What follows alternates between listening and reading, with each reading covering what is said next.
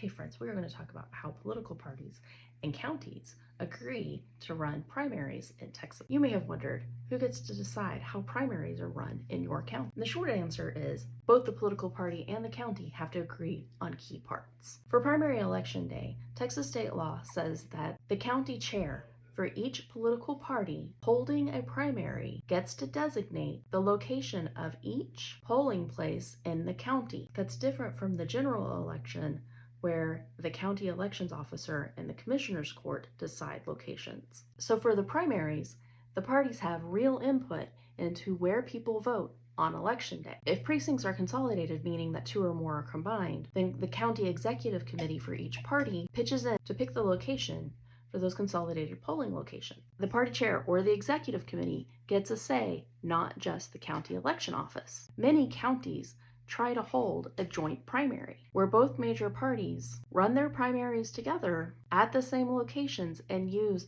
the same polling machines. But for that to happen, the parties and the county must agree in writing to hold a joint primary and use the same locations and ballots for both primaries. Just because the county wants one system doesn't mean it's automatic.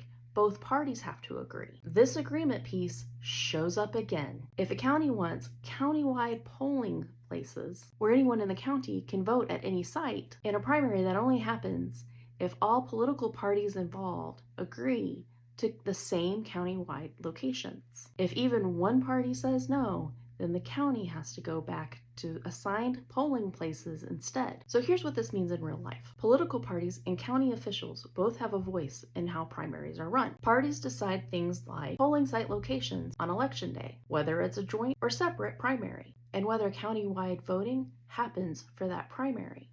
Counties handle logistics and make it happen, but both sides have to agree on the plan, and that's why primary elections sometimes feel different than the general elections.